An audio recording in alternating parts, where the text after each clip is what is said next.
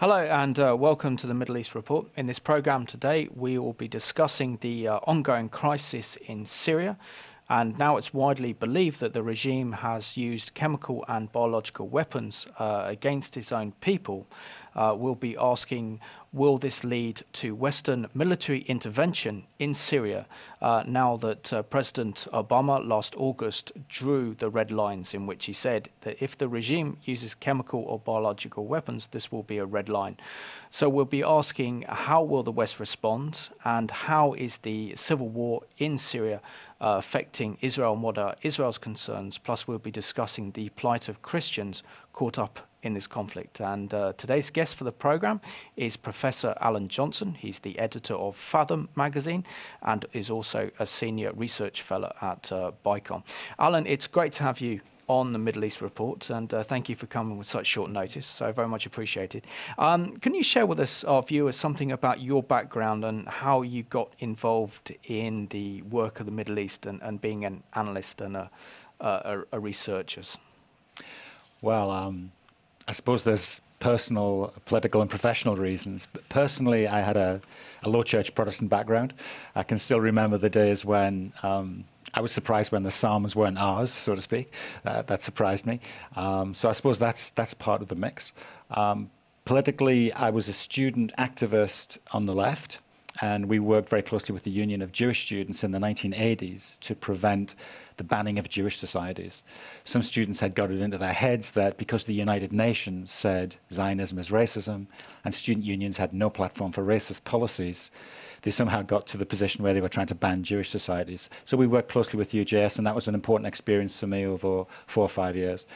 Professionally, I was an academic. I taught the Holocaust for many years, and my inaugural professional lecture as a professor was the thought of Primo Levi, the Auschwitz survivor. Interesting. And you're also now working as the editor of Fathom magazine. Yes. Which looks like a very impressive glossy magazine, and also BICOM as well, which is a very prominent Jewish organisation in London. Sure. Fathom is a new magazine. It's issue 3 is about to come out soon. It's the thinking behind Fathom is that a lot of debate about Israel in the UK is very simplistic. There's a megaphone war with two sides shout at each other, and people don't really understand Fathom Israel very clearly. The idea of Fathom is the most expert voices, the most interesting voices from Israel and also from the UK. We'll talk about the real dilemmas in Israel, the real Israel, Israel in 3D, we talk about it. So we're trying to put together, the idea is the authority of an old school journal, very high scholarly standards with the newest technology. So you can download this for free on your iPad or your iPhone, together with the social networks. So this is all free, and you can take it, you can cut and paste, you can send it to anyone, email it to anyone, and pass the word around. And we've had a very, very strong reaction so far. Excellent. So I think I can just see the banners up now. So any of our viewers who want to actually get a copy of the Fathom magazine, it's free. You can do that by going to the website. And also there's an app, isn't there, that our viewers can download from iTunes. Just go to iTunes and it's all for free. It takes a few minutes. Okay, excellent. And can you also tell us about the important work being carried out by BICOM, because you're a senior research fellow at BICOM? Sure. BICOM is the Britain Israel Research and Communications Centre. We've been going 11 years. We have offices in London and in Jerusalem. Our job is to create a more supportive environment for Israel in the UK. The way we do that is to create better understanding of Israel in the UK. So we take journalists over on delegations to Israel and introduce them to a range of Israeli voices so they can improve their knowledge and understanding and come back and hopefully write reports with more nuance and more knowledge. We also regularly brief journalists and politicians and opinion formers in the UK about the latest developments in Israel. We have a grassroots organisation called We Believe in Israel, which I think you've had Luke Akest on your programme before. Yes. Luke is the director of We Believe and does some sterling work, for instance, trying to resist the boycott, divestments and sanctions movement against Israel, which aims to turn Israel into a pariah state. So we have We Believe, we have BICOM doing its work with opinion formers, and we have Fathom doing the what we sometimes call the battle of ideas amongst the intellectuals, the academics, and the commentariat. Excellent. And today we're discussing the ongoing crisis in Syria, which according to UN reports has claimed the death of more than 70,000 Syrians, also created a mass exodus problem in which, was it 1.5 million Syrians have fled the country into neighboring Turkey or into Jordan. And the situation doesn't seem like it's anywhere close to being resolved. How did this, can you give us the historic overview to this crisis in Syria? Well, I think what we're looking at in the Middle East is the collapse of two great projects and the emergence of two new projects. The projects that are collapsing, the first is the post-World War I European division of the region with those straight lines. You see many countries in the Middle East with straight lines. That's because Europeans drew them on maps in the aftermath of World War I. To some extent, these were artificial nations. That settlement is breaking up in the context of the Arab Spring. The second project, which is really coming to its death throes now, is secular Arab nationalism of various kinds, whether it was communist, Ba'athist in the form of Saddam Hussein and Assad, or other forms. And these projects are really fading away. The projects that are emerging, one is led by Iran. It's a Shia-led project, and it thinks of itself as the resistance to the West and the resistance to Israel. Iran's idea is to include a pro-Iranian space, really, from Afghanistan to the Mediterranean, and it will take in Iran, Iraq, which is now a Sunni majority state with Maliki in control, increasingly drawn towards Iran, through Syria into Lebanon, where Iran's proxy, Hezbollah, is dominant. So that's one project. The second project is various forms of Sunni extremism. Now, the most extreme obviously being Al-Qaeda's global jihad project, but then we go through the Salafists, the very literalist and sometimes very violent Islamist organizations. We then go through the various forms of the Muslim Brotherhood, which is increasingly dominant in the region, through to organizations such as the AKP in Turkey and under Erdogan. So we can't lump them all in together. It's a very complicated picture. But they're the two projects. Where the two projects meet, there's conflict. So there's a line now runs right through the Middle East, from Bahrain, through Iraq, through Lebanon, and now into Syria. Where those two projects meet, we see a crisis. So far from Israel, as some people think, being the heart and soul of every problem in the region, and if we could only create peace, everything would be sorted out. There's an extent to which Israel is actually a sideshow. The conflict there is a sideshow compared to these tectonic plates which are now shifting in the region and creating these two big blocks which are, when they bump up against each other, there's blood and there's conflict. Alan, are we not seeing what's happening in Syria is pretty much a conflict between the Islamic Republic of Iran, who wants to keep Bashar al-Assad in power as the proxy state of the Iranian regime, together with forces such as the Muslim Brotherhood and Sunni al-Qaeda forces that are supported by the Turks, the Saudis, the Egyptians, who want to see Assad's regime overthrown. And how much does so much of this Sunni resentment play into the picture in terms of the fact that Bashar al-Assad and his regime are Alawites, which represent 8 to 10% of the population in Syria?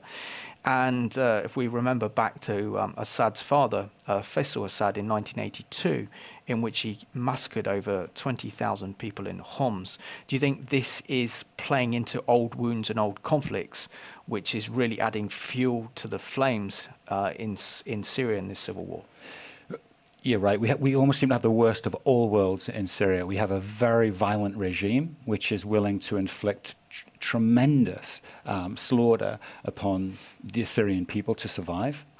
We also have an ethnic and sectarian and religious conflict. That's what the conflict actually is. We also have a kind of Cold War situation in which various outside actors are fully involved, stirring the pot. So it's tremendously difficult to see how this conflict comes to an end. There's a kind of stalemate existing at the moment. The Assad regime is based on the Alawites, which I think are around 12% or so of the country. They have their own strongholds on the Mediterranean coast. But they have international backers. They have backing from Russia, they have backing from Iran, and they have backing from the Hezbollah militias very actively and very, very well armed and very well organized and good fighters, actually. So Assad is not going anywhere quickly.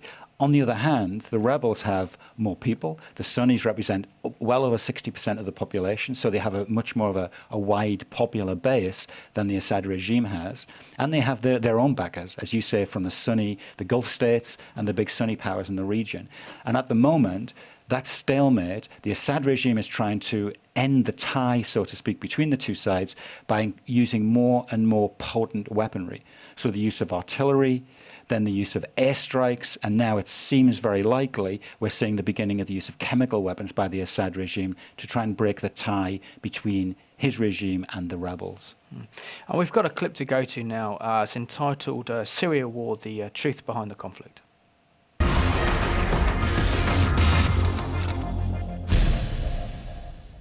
The turmoil in Syria has been the longest and bloodiest of any of the Arab Spring uprisings. What started in March 2011 with a handful of street protests has descended into a civil war that has left thousands dead. The first spark of rebellion came in the town of Dara, when a handful of young Syrians were arrested for writing graffiti calling for the fall of President Bashar al-Assad's regime. Just a month later, protests spread across the country, and the Syrian army cracked down in response, posting snipers and shelling neighborhoods. The conflict would eventually spread to major Syrian cities like Damascus, Aleppo, Homs, Hama, and many more. Some soldiers defected and created the Free Syrian Army, the largest armed opposition force challenging Assad. And a refugee crisis emerged and has accelerated with intensified fighting as thousands of Syrians flee to neighboring countries. Sectarian divisions play a role in this conflict. The opposition is mostly Sunni Muslim, a majority of the population in Syria. Christians have given soft support for the regime, largely out of fear that the rebels may try to establish an Islamist state if the Assad government falls. The Druze, an offshoot of Islam that largely live in the Israeli-annexed Golan Heights, share similar fears. Kurds in northern Syria have remained on the sidelines, maintaining autonomy much as Iraqi Kurds did during the war in Iraq. Members of the Alawite sect, an offshoot of Shia Islam, dominate the Assad regime, many top military posts, and a band of militias called the Shabiha, which many believe are responsible for some of the most heinous massacres against Syrian civilians. Both the Arab League and the United Nations have failed on multiple occasions to implement a peace plan. The Assad regime is emboldened by its strongest allies. Iran's connection is mostly religious, as it holds a Shiite majority, and Syria is one of the few fellow Shiite governments in the Middle East. Syria's connections with Russia and China are economic, as the country imports weapons and a wide range of other goods. Many diplomats also believe Russia and China hold onto their alliance with Syria as a buffer against American influence in the region. Russia and China have veto power on the UN Security Council and have used their votes to scuttle 3 UN resolutions to put pressure on the Syrian regime. Both countries worry the UN might enforce a resolution with a military response. After the wars in Iraq and Afghanistan, many worry that Syria could devolve into a protracted regional conflict with no clear idea of what a future Syrian government might look like if Assad were ousted. It's hard to know when or how this conflict may end, and further bloodshed seems to be the only certainty.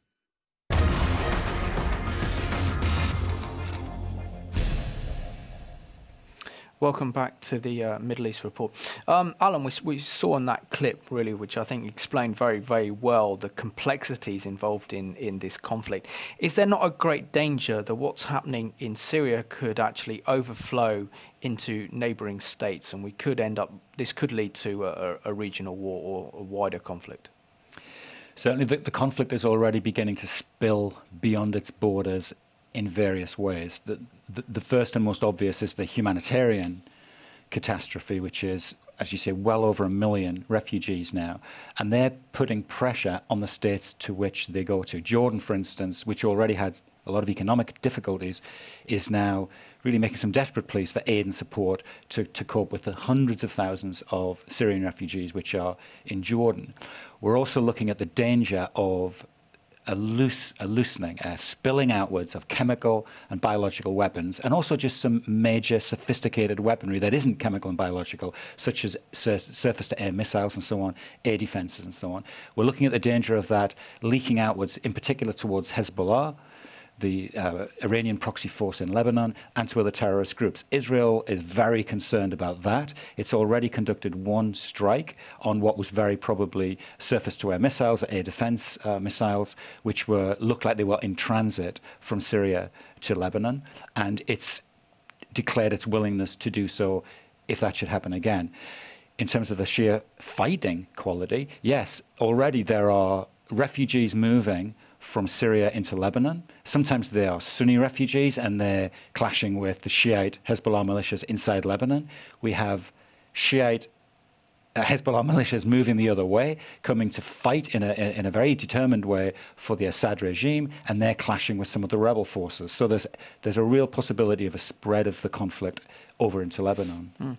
And What are your views on the news that occurred this week, really, that Hezbollah's leader Nasrallah has said that he's willing to back up Assad's regime? Isn't this going to cause an even greater tension, not only in Syria amongst the rebel Sunni forces, but also in Lebanon itself, knowing that Hezbollah has political representation in the Lebanese parliament? Yes, it's interesting, isn't it, how Assad's backers have been absolutely rock solid for him so far. Iran has not budged at all.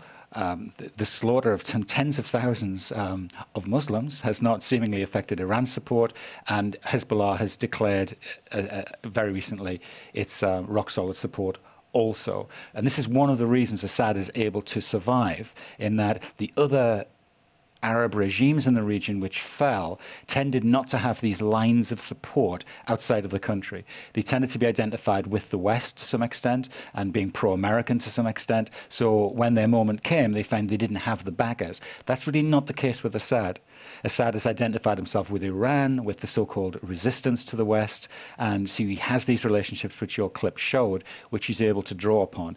Now, Lebanon is a country which in the past has undergone civil war, which is a very delicate ethnic and political mix. Its political system is geared up to represent very carefully in the constitution, this is written down, which ethnic groups will be represented in which ways, in which positions in politics. So it's always on the edge of fearing a tip back into ethnic conflict. This is one of the dangers that the Syrian civil war poses to Lebanon, is that it's going to tip over back into a conflict itself. There's no sign of that happening at the moment, but it's a real potential there.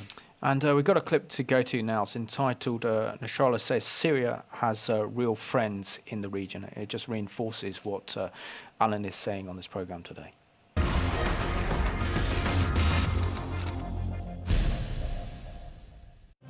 The leader of Hezbollah, Sheikh Hassan Nasrallah, has given the strongest indication yet that his Iranian-backed militant group is ready to get fully involved in Syria's civil war on the side of President Bashar al-Assad. Nasrallah said that Assad's regime would not be defeated by the rebel opposition, and that Syria had, quote, real friends in the region who would not allow Syria to fall into the hands of America or Israel. Nasrallah also commented on accusations that Assad's regime had used chemical weapons, saying that the allegations were an attempt to justify foreign intervention in Syria. In the past, both Hezbollah and Iran have been accused by rebels of sending fighters to help Syrian troops trying to crush the uprising.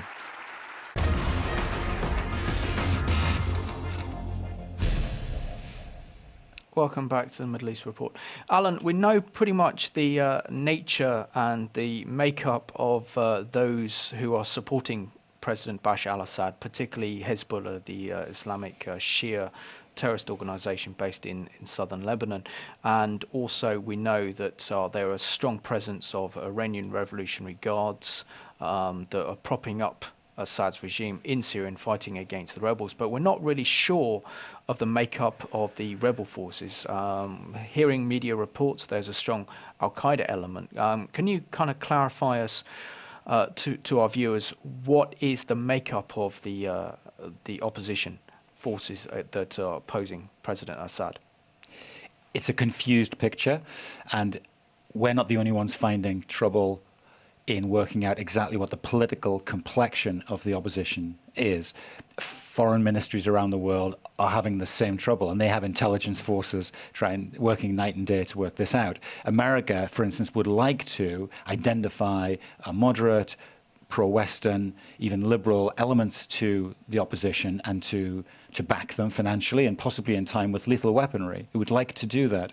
One of the troubles it has is gauging how influential those more moderate elements are, and whether any weapons handed over to them would be immediately taken off them by more dominant forces. And I think what we can say is there are more dominant forces in the opposition of two kinds, really. I would say, yes, you're right, there are Al-Qaeda forces there, and Israeli security officials have been talking about the significance of the presence of Al-Qaeda forces. Now, when we say Al-Qaeda, we don't necessarily mean close personal associates of al-Zawahiri and so on.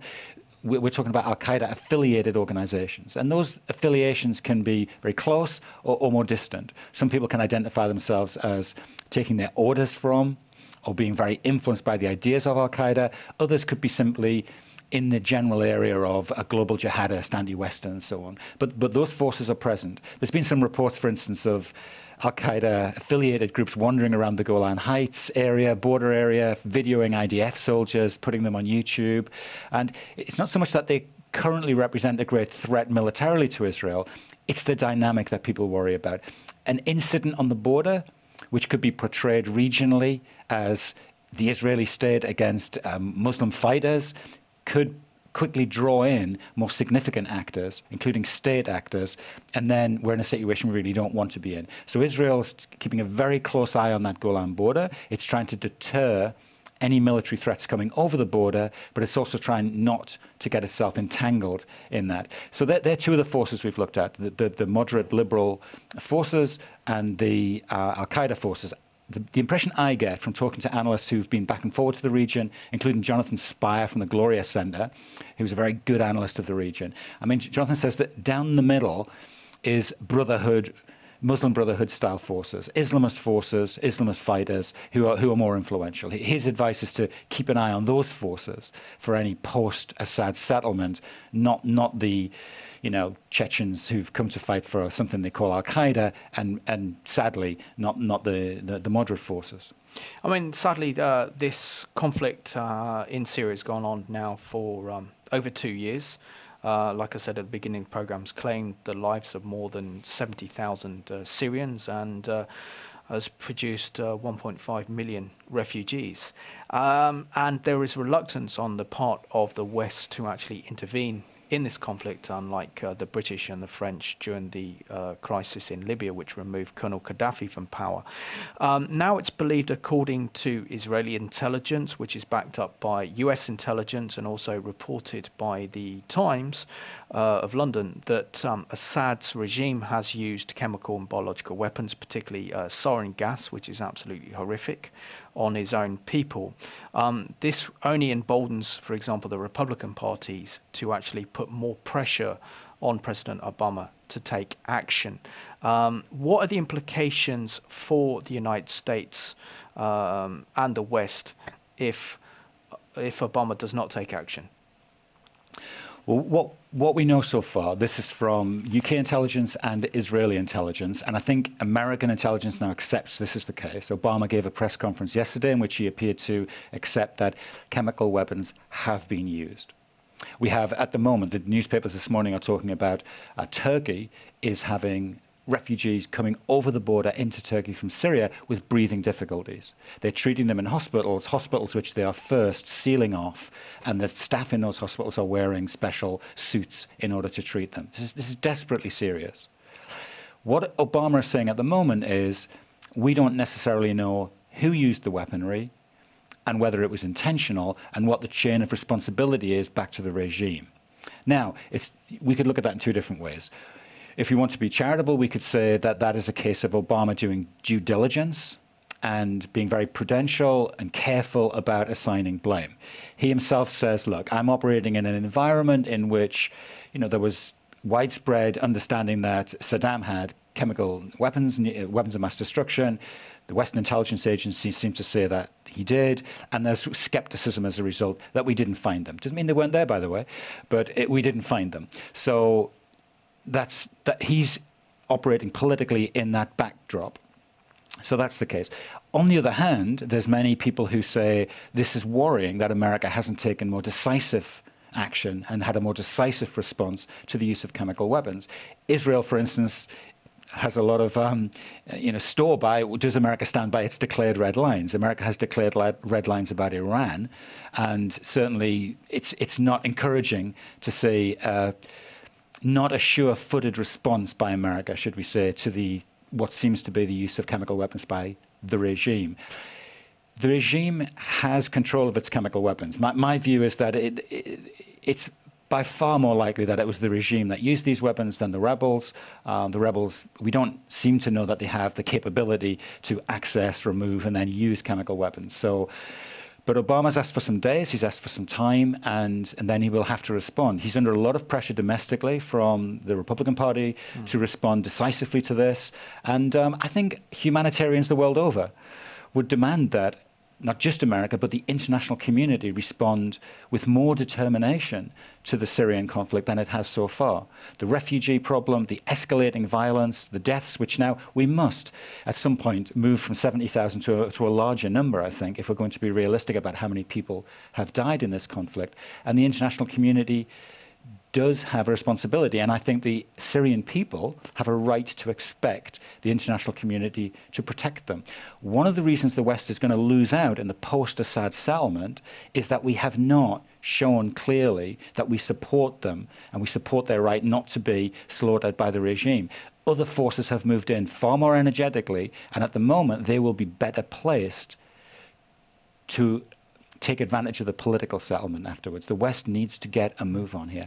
And if the West doesn't get a move on, so I mean, Britain and the European Union are looking to the Obama administration for leadership because the United States has the military and the diplomatic capabilities to not resolve the conflict, but certainly bring it to an end. What are the implications in terms of Obama saying last August that there are clear red lines, that the regime should not use chemical and biological weapons against its own people?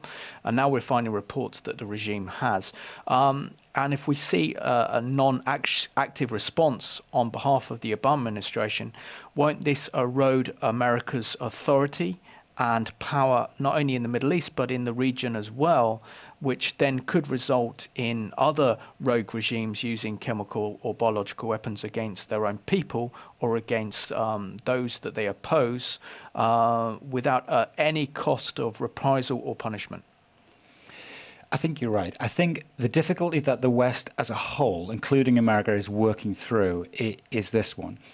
The conflict in Syria it has some elements which are comparable to events we saw in Egypt and so on. A dictator who is loathed, the people want their freedom. There's certainly an element of that.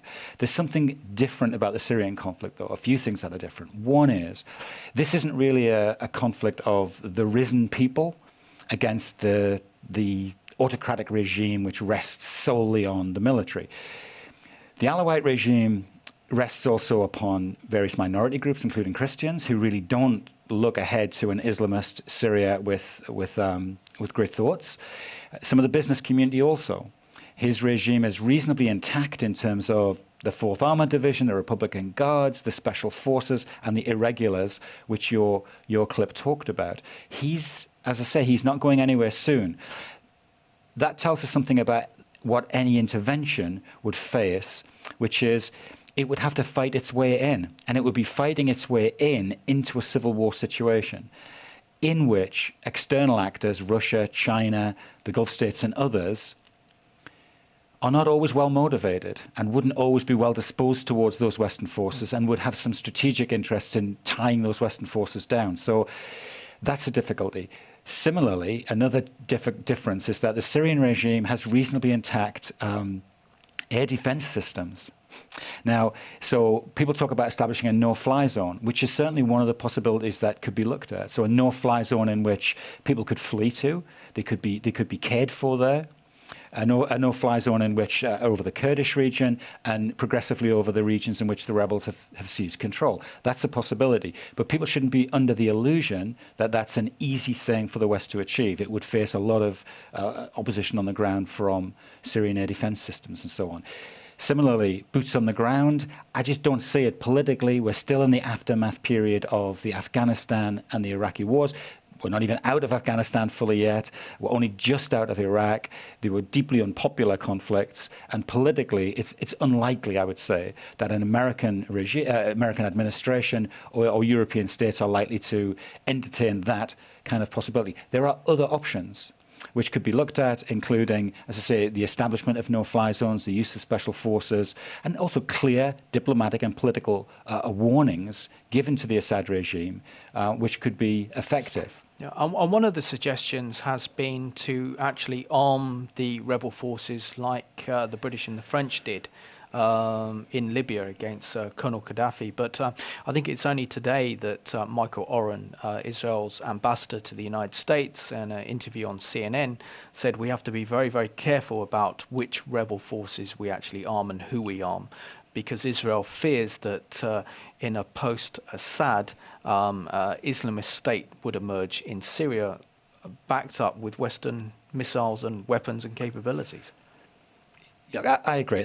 Let me tell you a story in answer to this question. I saw a YouTube clip just a few days ago, which was of the gravestones of the British 8th Army Second World War fighters who fought off Rommel and the Nazis in North Africa.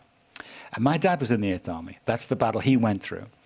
And on this clip, which you can watch on YouTube, the Islamists who we helped to power in Libya are systematically smashing the gravestones of those British soldiers. Christian and Jewish, by the way, because the camera focuses upon the Star of David on some of the stones and not on others. And they're smashing them up. It's distressing scenes to see for anyone. There is a real dilemma, which is that if we supply lethal weaponry to Islamist forces, we could find ourselves facing that lethal weaponry in time, the West and Israel. That's a real concern. So I think, loose talk about simply funding the opposition, really, Michael Oren is right. It really needs to be tempered by some careful consideration about what kind of weaponry is given to what kind of forces and what the consequences will be for the West in time. Having said that, it's a dilemma because as the other forces pile in and supply their militias, and we're hesitant, then we suffer a political cost later in terms of who's in place and in power to shape the post-Assad regime. These are excruciating dilemmas for foreign ministries in America and in Europe. Yeah, can I quote something from Israel's deputy foreign minister that was in the Times this week? Zevi Elkin, the deputy Israeli foreign minister, has urged the international community to take control of Syria's chemical and biological weapons arsenal. He says American hesitancy on the Syrian issue over the last few days is causing a great deal of worry in Israel, an Israeli army radio said yesterday. Says that if Obama does not respect the red lines that he himself set out and does not intervene when Bashar al-Assad uses chemical weapons against civilians, it is showing weakness and it will cost dearly later in Syria, but also in the Iranian nuclear question. And surely this is something that Israel's concerned about the most, which you alluded to earlier in the program, Alan, that what Israel's concerned about is if Obama says these are red lines and they're not red lines, does this mean that the same situation that applies to Syria would also then apply to Iran's nuclear program? And if Iran gets nuclear weapons, in which Obama said there were clear red lines that he will not allow them to develop nuclear weapons, then really he's eroding his power base. And of course, the situation for Israel becomes more deadly and dangerous by the minute. I think Steve Elkin is right that there needs to be a robust international response to this. Absolutely. What we know is that America's forward planning has already involved it sending military forces to Jordan, where it's training alongside Jordanian forces for a possible emergency entry into Syria to seize loosed chemical weapon supplies, to secure bases and so on. There are difficulties. The difficulties in seizing and controlling and then taking out of the country chemical weapons stores is that chemical weapons stores tend to have two qualities. One, they move. We're not talking about large-scale fixed sites. We're talking about, by and large, move, both in terms of production facilities and in storage facilities. We're talking about something that can move around. So that's one difficulty. There are other difficulties in terms of seizing these stores, which are that they're usually held in very remote areas, and you've got to go across tracts of land to reach them, tracts of land which are currently occupied by forces which are engaged in conflict with each other. I'm not saying for a moment it shouldn't be done or can't be done. I'm saying I think the international community in part is looking for any option other than moving in with military force on the ground to seize these stores. So that's some of the hesitancy is behind that. Now, the concern with that amongst the range of actors, including Israel, is that do America's lines red lines really count. So, there's skepticism around. America, not this administration but previous, said it would prevent Pakistan gaining a nuclear weapon. Pakistan then gained a nuclear weapon. It said it would stop North Korea gaining a nuclear weapon. It looks very much as if that boat has sailed too, and North Korea has gained a nuclear weapon. And now the international community in America is saying we won't allow Iran to gain a nuclear weapon. There's two ways to look at this. On the one hand, people say, look, American presidents don't bluff. This is what Joe Biden said when he spoke at the APAC conference recently. Trust us, we don't bluff. This president isn't bluffing. We know that when Ehud Barak, Israel's previous defense minister, went to DC in late autumn of 2012, we know that he was sat down and shown detailed planning by American military planners for American strikes should they be necessary on Iran. That was one of the reasons Israel was able to slightly step back and say, we can give you more time. We know that in the 4.5-hour closed-door policy summit between Obama and Netanyahu on President Obama's recent trip to Israel, because it wasn't just symbolism. There's a lot of symbolism and creating a new, pressing an emotional reset, I think, between the two countries, which was important. It was also a policy summit. And in that policy summit, I think President Obama said, we have your back. This is something we're going to do. We have not moved from a position of prevention to containment. We're not moving to a position of we'll accept them, Iran with the bomb, and we'll simply contain that threat. America is still on the ground of prevention. However, if what Israel would like to see is a couple of things. Israel would like to see a timeline. So when does America feel Iran is moving past its red line? And it would like to see some more publicly stated consequences so that the Iranian regime is fully aware that America absolutely intends to strike. Israel's fear is this, that the international community is going to end up saying, it's too early, it's too early, it's too early, it's too late. That Iran is playing a very clever game, which is inching its way towards both America and Israel's red line, but not going over, positioning itself with all the capabilities it needs for when the political situation is right, it makes a dash for the bomb at that point, and it's too late to stop. Israel's position is the one bit of the program we can see, we know where it is, it's stationary, and we can strike it, is the uranium enrichment program, and also the plutonium track, which is equally important. Israel's red line is where it is, I think sensibly, because it's saying we can't really target the weaponization program, and we can't really target the intercontinental ballistic missile part of the program. The bit we know and can target is the enrichment. Iran is going full steam ahead with the most advanced uranium enrichment centrifuges. It's installing more and more. Its latent capacity to produce the bomb is getting greater and greater. And in recent weeks, Israelis have made it clear, as far as they're concerned, they don't really have that full year and more to wait on this. It could still be something that, if the sanctions fail, if the diplomacy fails, we could have to go to a situation in which other options are considered, which is extremely dangerous. But going back to the Syrian crisis now, Alan, isn't there great concern that Europe has, that Britain has, that many of the foreign jihadists that are making their way to Syria and joining up with the opposition forces against President al-Assad are young, impressionable British and European Muslims that have been radicalized and now have jihadic experience and military experience, could pose a dangerous terrorist threat to Britain and Europe in the future?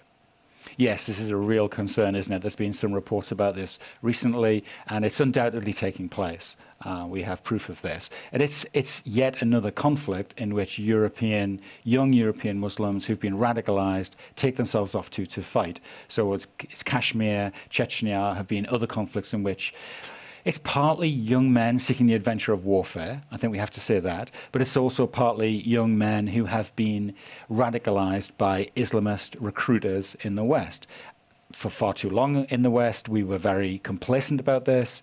We took a very odd view, I think, of multiculturalism, which was everyone can do whatever they want and no one can judge anybody. And that really gave a free play to a lot of Islamist organizations and recruiters to move amongst the Muslim community and really create havoc. part of the result of that is radicalization, and from radicalization we get young men taking themselves off to fight. Sometimes they come back with skills and with experience, and they're tempered and hardened, and they create difficult threats for us back here in the West. That's absolutely true. We've got a clip to go to now that's entitled Rebel Rise, EU-born jihadists flock to Syria to fight Assad.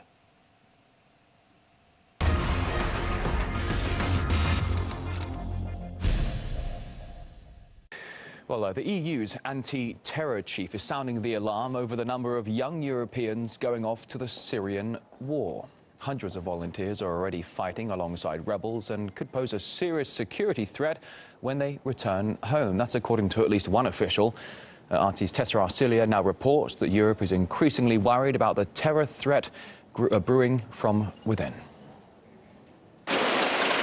Syria's two-year-old conflict has already seen spillovers to neighboring countries, but now it has extended far beyond that.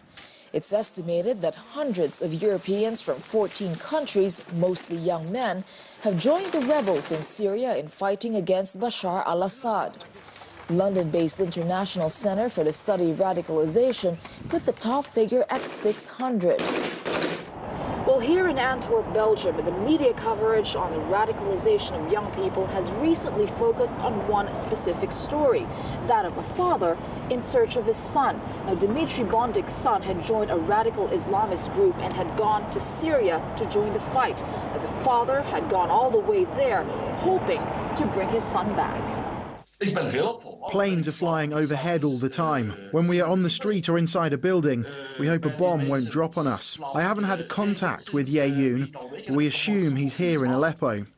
We spoke with Dimitri's lawyer, who's in constant contact with him, and he says the father is hell-bent on finding his 18-year-old son, Yeyoun.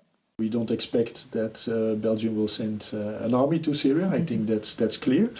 So that's also why Dimitri Bonting was eager to go himself. He said, I want to do something for my son. A son who started changing about 3 years ago. The problem with Yeyoun was that at a certain moment he was influenced by some radicalists, and he made contacts with some people on the street, and there was also a story about an untold love. He had a girlfriend, and it didn't work out, and there were some friends that say, okay, come with us, and very slowly it started that he was really influenced and really brainwashed. That are the words of my client. He grew a beard, and he started wearing other clothes, preaching for every 5 times a day, things like that. So it was a little bit awkward for a son of 15, 16 years old. So he was really under influence of radical people. This group Yeyoun had come into contact with is Sharia for Belgium, a radical Islamist group whose leader, Fouad Belkacem, had been arrested for hate speech and calls justifying the use of violence. There is Judgment Day. If you're a Muslim, you will go to paradise. If you're a disbeliever, you will go to hell. Terrorism expert Claude Moniquet says the rise in radicalized youth is alarming, many of whom are easy prey. The first question is why they convert. And usually they don't convert to make jihad. They convert because they have a problem at one moment in their life. Most of them have no clear political ideas. They go to fight because they fight. And their goal is the fight. If they don't meet a Muslim who convince them, they could be in a sect. They are trapped in the net of people who are there just for recruiting them and for convincing them that to be a good Muslim, they want to go to Syria, to Sahel, or to commit an terrorist attack here.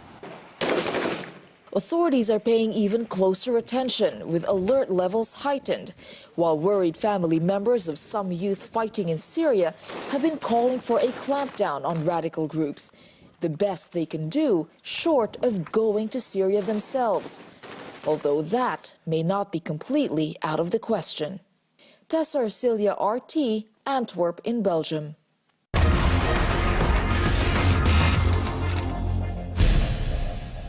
Welcome back to the Middle East Report, and that was an extremely disturbing report as many young and impressionable European and British Muslims are joining up with jihadist forces and fighting against the regime in Syria. Alan, what are the implications for once this conflict's over, that these radicalized young Muslim youths that from Britain, also from Europe as well, come back and join up with terrorist organizations here in Europe? Doesn't this pose a direct threat not only to British security but also to European security? There's no doubt that radicalized young Muslims who have this kind of military experience pose a threat. Absolutely. To put it in a slightly bigger picture, I did some work with the British Home Office for a couple of years looking at young British Muslims who got themselves into radical networks and then got themselves out again. And we tried to learn some lessons from their experiences. One of the things I would say is slightly the good news part of this story is that we always have to remember we're talking about a minority of a minority of a minority. We're talking about slithers, really, of the Muslim community in the UK. The bigger picture is reasonably encouraging in terms of people involving themselves in professions and politics and integrating into British life. So that's what we've got going for us. Having said that, slithers of people can create absolute mayhem and death on a large scale if they get their hands on the right kind of equipment and so on, as we saw in Boston just recently. So it's a genuine threat. What we're seeing is that clip was really great to see, because often we don't see how the radicalization takes place. And I thought your clip was fantastic to show your viewers, because that's how it actually happens. Small groups of people looking towards a guru-like figure. And I thought your expert was spot on as well. My research showed exactly the same, which is that these are vulnerable individuals. Their vulnerability can come from experiences of racism. It can come from an identity crisis. For instance, in Britain, I'm told I'm a Pakistani. In Pakistan, I am told I'm British. I don't really seem to be able to put my feet down firmly anywhere. Who am I? Vulnerability of various kinds. Also, spiritual seeking can be part of the vulnerability. Imams who can't speak English, who can't explain the relationship between their faith and the lives that they're leading, who are incompetent. So they go to bright, smart, charismatic figures who say, look, I can explain your vulnerability. It's not to do with you, it's to do with the West. It's not to do with you, it's to do with the infidels. Your solution, I also have for you. It's to do with Islam and Islamism. In other words, the particular politicized, ideologized, kind of distorted version of Islam which the Islamist preachers will give, and they draw them into that. So they give them a frame of reference for the world, and then they also separate them progressively from their families. Don't do this, don't see that person, only relate to us. And when they've got them separate, and in that world filled with their ideas, they can then suggest violent actions to them, and that's certainly the pattern. Well, we're sadly down to the last 2 minutes of the programme, Alan. I have to get you back on another programme, because there's certainly a lot more issues that we need to explore. But just very, very quickly, in about a minute and a half, what can be done to really help solve this bloody civil war in Syria that's cost so many lives and has serious regional ramifications for peace and security in the region? Well, I think it's two levels. There's the humanitarian level and there's the political and diplomatic level. I think at the humanitarian level, certainly the international community should be doing far more than it's doing now to make the position of these million and a half refugees tolerable in the countries to which they've gone. And that does mean significant sums of money being transferred to those countries through UN agencies so it can be tracked and controlled and so on and be transparent. However it gets there, it really has to get there very quickly. I think diplomatically, there needs to be a far more robust response from the United Nations, including Russia and China, not for military intervention, but to say absolutely clearly to the Syrian regime it cannot engage in the use of chemical weapons, that it's a red line not just for America, but for the international community as a whole. We have a duty to protect those citizens. So that diplomatic push should be made.